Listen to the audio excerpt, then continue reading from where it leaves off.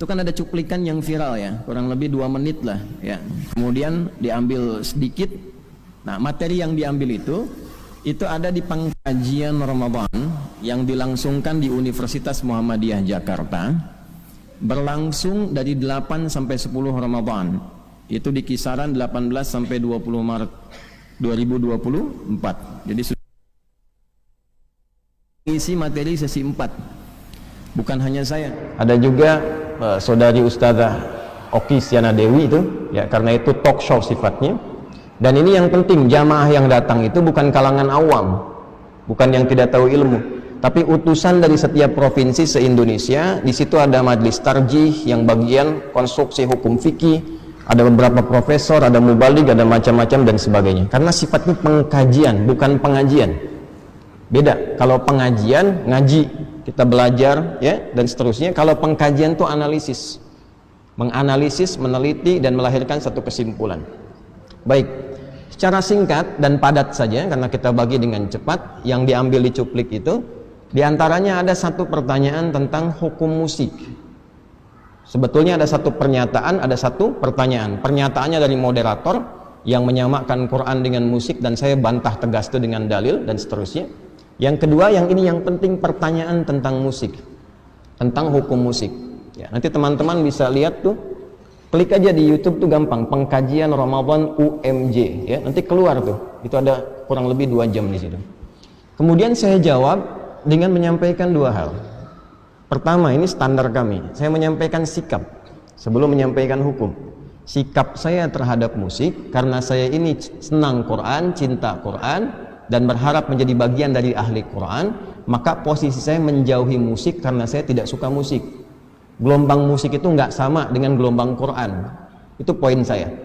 Itu sikap yang pertama saya sampaikan. Adapun terkait hukum, mesti jujur. Disampaikanlah bagaimana pandangan ulama tentang hukum itu. Walaupun kita punya sikap berbeda, hukum harus disampaikan.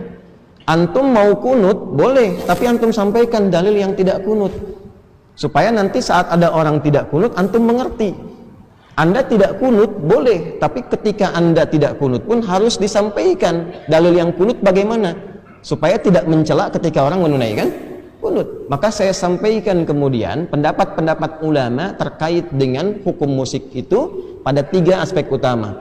Ada yang mengharamkan mutlak, ada yang menghalalkan mutlak, ada yang menghalalkan dengan catatan.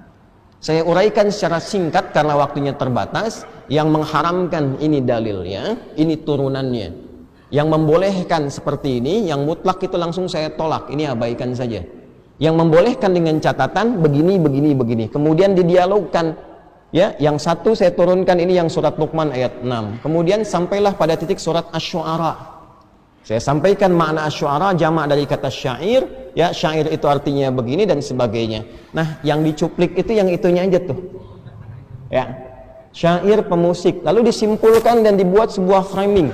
Ada surat musik di Quran, Ustadz ini menghalalkan musik. Nah, itulah yang terjadi. Nah, dan itu nanti bertanggung jawab di hadapan Allah Subhanahu wa ta'ala. Kapan saya mengatakan saya menghalalkan musik? Dan sejak kapan saya mengatakan saya mengharamkan musik? Sikap saya jelas, saya menjauhi musik, saya tidak suka musik. Hanya pendapat ulama seperti ini. Jelas sampai sini? Nah, jadi kalau ada yang motong-motong, ada yang mencela dan sebagainya, itu semua bertanggung jawab di hadapan Allah. Dan tidak usah terlalu capek, jangan saling membantah, lelah nanti seperti itu. Habis waktunya, lupa anak belum mandi, ya, lupa kemudian kita harus menata yang lain-lain. Jelas sampai sini? Nah, silahkan tanyakan sama murid-murid saya yang ikut pengajian, yang khusus, ya, mereka tahu betul tentang bagaimana keadaan kami saat mengajar dan seterusnya.